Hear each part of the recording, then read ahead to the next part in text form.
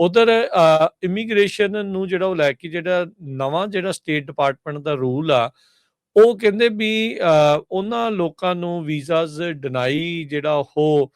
ਕਰ ਸਕਦਾ ਆ, would deny visas to those ਹੂ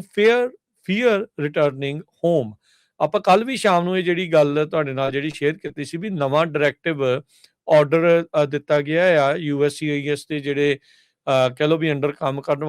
ਵਾਲਿਆਂ ਨੂੰ, ਵੀ ਜਿਹੜੇ ਵੀ ਲੋਕ ਇੱਥੇ ਖਾਸ ਕਰਕੇ ਜਿਨ੍ਹਾਂ ਦੇ ਲਈ ਤੁਸੀਂ ਹੁਣ ਇਮੀਗ੍ਰੈਂਟਸ ਆ, ਉਹਨਾਂ ਦੇ ਜਿਹੜੇ ਉਹ ਇਮੀਗ੍ਰੈਂਟ ਬੈਨੀਫਿਟਸ, ਯਾਨੀ ਕਿ ਜੇ ਉਹ ਅਸਾਈਲਮ ਸੀਕਰ ਨੇ, ਗ੍ਰੀਨ ਕਾਰਡ ਦੇ ਲਈ ਅਪਲਾਈ ਕਰ ਰਹੇ ਨੇ ਜਾਂ ਸਿਟੀਜ਼ਨਸ਼ਿਪ ਦੇ ਲਈ ਅਪਲਾਈ ਕਰ ਰਹੇ ਆ, ਉਹਨਾਂ ਸਾਰੇ ਕੇਸਾਂ ਨੂੰ ਹੁਣ ਹਾਲ ਦੀ ਘੜੀ ਇਸ ਤਰੀਕੇ ਦੇ ਨਾਲ ਪੌਜ਼ ਕਰੋ, ਰੱਦ ਨਾ ਕਰੋ, ਵੀ ਥੋੜਾ ਜਿਹਾ ਉਸ ਦੇ ਵਿੱਚ ਵਕਤ ਜ਼ਿਆਦਾ ਲਓ ਤਾਂ ਜੋ FBI ਦੀ ਜਿਹੜੀ ਬੈਕਗਰਾਊਂਡ ਚੈੱਕ ਆ ਉਹ ਜ਼ਿਆਦਾ ਵੱਡੇ ਪੱਧਰ ਦੇ ਉੱਤੇ ਜਿਹੜੀ ਉਹ ਕੀਤੀ ਜਾ ਸਕੇ। ਉਹਦਾ ਸਟੇਟ ਡਿਪਾਰਟਮੈਂਟ ਦੇ ਨਵੇਂ ਰੂਲਸ ਦੇ ਵਿੱਚ ਜਿਨ੍ਹਾਂ ਨੂੰ ਖਤਰਾ ਹੈ ਆਪਣੇ ਵਾਪਸ ਘਰ ਜਾਣ ਦੇ ਲਈ, ਜਿਹੜੇ ਮੁਲਕ ਤੋਂ ਆਏ ਆ, ਉਹਨਾਂ ਨੂੰ ਵੀ ਕਹਿੰਦੇ ਵੀ ਵੀਜ਼ਾ ਡਿਨਾਈ ਜਿਹੜਾ ਉਹ ਕੀਤਾ ਜਾ ਸਕਦਾ ਹੈਗਾ ਆ। ਸੋ ਇਹ ਹੁਣ ਨਵੀਂ ਜਿਹੜੀ ਸਿਚੁਏਸ਼ਨ ਆ ਹਰਜੋਤ ਸਿੰਘ ਜੀ ਇਸ ਟਾਈਮ ਸਾਹਮਣੇ ਜਿਹੜੀ ਉਹ ਬਣ ਰਹੀ ਆ ਇਮੀਗ੍ਰੇਸ਼ਨ ਨੂੰ ਜਿਹੜਾ ਉਹ ਖਾਸ ਕਰਕੇ ਜਿਹੜਾ ਉਹ ਲੈ ਕੇ ਇਹ ਜਿਹੜਾ ਟਰੰਪ ਐਡਮਿਨਿਸਟ੍ਰੇਸ਼ਨ ਨੇ ਨਵੇਂ ਰੂਲਸ ਵੀਜ਼ਾ ਐਪਲੀਕੇਸ਼ਨ ਦੇ ਲਈ ਜਿਹੜੇ ਉਹ ਕਰ ਦਿੱਤੇ ਆ, ਤੇ ਕਹਿੰਦੇ ਵੀ ਇਹਦੇ ਨਾਲ ਜਿਹੜੇ ਅਸਾਈਲਮ ਕਲੇਮਸ ਆ ਉਹ ਕਾਫੀ ਜ਼ਿਆਦਾ ਜਿਹੜੇ ਉਹ ਲਿਮਿਟ ਹੋ ਜਾਣਗੇ। ਉਹਨਾਂ ਨੇ ਜਿਹੜੇ ਡਿਪਲੋਮੈਟਿਕ ਮਿਸ਼ਨਸ ਆ ਉਹਨਾਂ ਨੂੰ ਕਿਹਾ ਵੀ ਇਮੀਗ੍ਰੈਂਟਸ ਨੂੰ, ਐਪਲੀਕੈਂਟਸ ਨੂੰ ਪੁੱਛੋ ਜਿਹੜੇ ਨਾਨ ਇਮੀਗ੍ਰੈਂਟ ਵੀਜ਼ੇ ਦੇ ਲਈ ਜਿਹੜੇ ਉਹ ਆ ਰਹੇ ਆ, ਵੀ ਉਹਨਾਂ ਨੂੰ ਡਰ ਤਾਂ ਨਹੀਂ ਆਪਣੇ ਮੁਲਕ ਦੇ ਵਿੱਚ ਵਾਪਸ ਜਿਹੜਾ ਆ ਕੇ ਤੁਹਾਨੂੰ ਜਿਹੜਾ ਉਹ ਖਤਰਾ ਆ, ਤੇ ਕਹਿੰਦੇ ਵੀ ਜੇ ਉਹ ਕਹਿਣ ਵੀ ਹਾਂ ਖਤਰਾ ਹੈ ਤੇ ਫਿਰ ਉਹਨਾਂ ਨੂੰ ਉੱਥੇ ਵੀਜ਼ਾ ਹੀ ਨਾ ਦਿੱਤਾ ਜਾਵੇ। ਸੋ ਇਸ ਆਧਾਰ ਦੇ ਨਾਲ ਜਿਹੜਾ ਕੋਈ ਵਿਜ਼ਟਰ ਵੀਜ਼ੇ ਦੇ ਉੱਤੇ ਆਇਆ ਹੁੰਦਾ, ਜਿੱਦਾਂ ਆਪਾਂ ਇੱਥੇ ਅਕਸਰ ਗੱਲ ਸੁਣਦੇ ਨੇ ਵੀ ਵੀਜ਼ੇ ਦੇ ਨਾਲ ਆਇਆ ਤੇ ਇੱਥੇ ਅਸਾਈਲਮ ਆ ਕੇ ਅਪਲਾਈ ਕਰ ਦਿੱਤਾ, ਉਹ ਪਿੱਛੇ ਹੀ ਛਾਨਣਾ ਜਿਹੜਾ ਇਹਨਾਂ ਨੇ ਹੁਣ ਲਾ ਦਿੱਤਾ ਆ ਵੀ ਜੇ ਤੁਸੀਂ ਉੱਥੇ ਜਾ ਕੇ ਇਹ ਭਰਦੇ ਆ, ਇਹ ਉੱਥੇ ਭਰ ਦਿੰਦੇ ਆ ਵੀ ਹਾਂ ਤੁਹਾਨੂੰ ਵਾਪਸ ਆਪਣੇ ਮੁਲਕ 'ਚ ਜਾਣ ਨੂੰ ਖਤਰਾ ਆ, ਤਾਂ ਫਿਰ ਤੁਹਾਨੂੰ ਉੱਥੋਂ ਹੀ ਵੀਜ਼ਾ ਨਹੀਂ ਮਿਲਦਾ, ਤੇ ਜੇ ਤੁਸੀਂ ਇਹ ਭਰ ਕੇ ਆਉਂਦੇ ਆ ਵੀ ਤੁਹਾਨੂੰ ਵਾਪਸ ਜਾ ਕੇ ਖਤਰਾ ਨਹੀਂ, ਤੇ ਫਿਰ ਇੱਥੇ ਆ ਕੇ ਅਸਾਈਲਮ ਨਹੀਂ ਤੁਸੀਂ ਅਪਲਾਈ ਜਿਹੜਾ ਕਰ ਸਕੋਗੇ। ਸੋ ਦੋਨੋਂ ਪਾਸਿਓਂ ਉਹਨਾਂ ਨੇ ਇਹ ਜਿਹੜੇ ਚੇਂਜ ਜਿਹੜੇ ਉਹ ਕੀਤੇ ਹੈਗੇ ਆ। ਇਹਦੇ ਵਿੱਚ ਵੀ ਹਰਜੋਤ ਸਿੰਘ ਜੀ ਕੋਈ ਦੋ ਰਾਵਾਂ ਨਹੀਂ ਆ ਵੀ ਇਸ ਵੀਜ਼ੇ ਦਾ ਦੁਰਉਪਯੋਗ ਵੀ ਬਹੁਤ ਲੋਕਾਂ ਦੇ ਦੁਆਰਾ ਜਿਹੜਾ ਉਹ ਕੀਤਾ ਗਿਆ, ਜਿਹੜਾ ਅਕਸਰ ਚਰਚਾ ਜਿਹੜੀ ਉਹ ਚੱਲਦੀ ਰਹਿੰਦੀ ਆ ਫਰਾਡ ਅਸਾਈਲਮ ਕੇਸਾਂ ਨੂੰ ਜਿਹੜਾ ਉਹ ਲੈ ਕੇ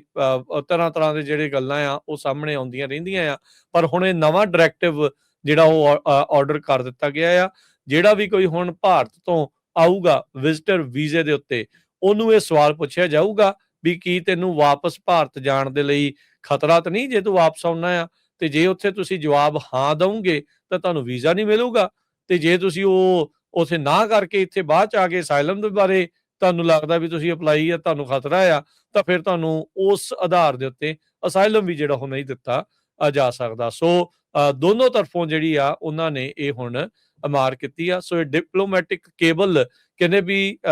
ਜਿਹੜੇ ਸਟੇਟ ਡਿਪਾਰਟਮੈਂਟ ਨੇ ਆਪਣੇ ਸਾਰੇ ਹੀ ਮਿਸ਼ਨਸ ਨੂੰ ਵੱਖ-ਵੱਖ ਮੁਲਕਾਂ ਦੇ ਵਿੱਚ ਉਹ ਘੱਲ ਦਿੱਤੀ ਹੈਗੀ ਆ। ਸੋ ਦੋ ਸਵਾਲ ਕਹਿੰਦੇ ਵੀ ਇਹਦੇ ਵਿੱਚ ਪੁੱਛੇ ਜਾਣਗੇ। Have you experienced ਹਾਰਮ or mistreatment in your country of nationality or last habitual residence, or do you fear harm or mistreatment in returning to your country of nationality or permanent residence? ਤੇ ਕਹਿੰਦੇ ਵੀ visa applicants verbally ਇਸ ਦੇ ਵਿੱਚ ਨੋ ਦੇ ਨਾਲ ਜਿਹੜੇ ਉਹ ਜਵਾਬ ਦੇਣਗੇ ਤਾਂ ਹੀ ਜਿਹੜਾ ਵੀਜ਼ਾ ਇਸ਼ੂਐਂਸ ਦੀ ਕਾਰਵਾਈ ਅੱਗੇ ਵਧੂਗੀ, ਤੇ ਜੇ ਉਹਨਾਂ ਵਿੱਚੋਂ ਕਿਸੇ ਦੇ ਉੱਤੇ ਵੀ ਉਹ ਯੈਸ ਕਰਦੇ ਆ ਤੇ ਵੀਜ਼ਾ ਇਸ਼ੂ ਜਿਹੜਾ ਤੁਹਾਨੂੰ ਨਹੀਂ ਜਿਹੜਾ ਉਹ ਕੀਤਾ ਜਾਵੇਗਾ। ਸੋ ਇਹ ਦੋ ਸਵਾਲ ਜਿਹੜੇ ਆ ਹੁਣ ਤੁਹਾਨੂੰ ਵੀਜ਼ਾ ਇੰਟਰਵਿਊ ਦੇ ਲਈ, ਨਾਨ ਇਮੀਗ੍ਰੈਂਟ ਵੀਜ਼ਾ ਇੰਟਰਵਿਊ ਦੇ ਲਈ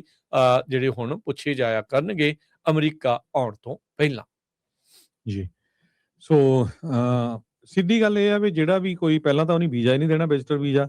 ਜੇ ਦਊਗੇ ਤੇ ਉਹ ਇੱਥੇ ਆ ਕੇ ਬੰਦਾ ਪੋਲੀਟੀਕਲ ਅਸਾਈਲਮ ਨਹੀਂ ਅਪਲਾਈ ਕਰ ਸਕਦਾ। ਹਾਂ, ਸਵਾਲ ਜੋ ਪੁੱਛ ਲਏ, ਦੋ ਸਵਾਲ ਇਹਨਾਂ ਨੇ ਪੁੱਛ ਲਏ ਵੀ ਤੁਹਾਡੇ ਨਾਲ ਧੱਕਾ ਤਾਂ ਨਹੀਂ ਉੱਥੇ ਕਦੀ ਹੋਇਆ,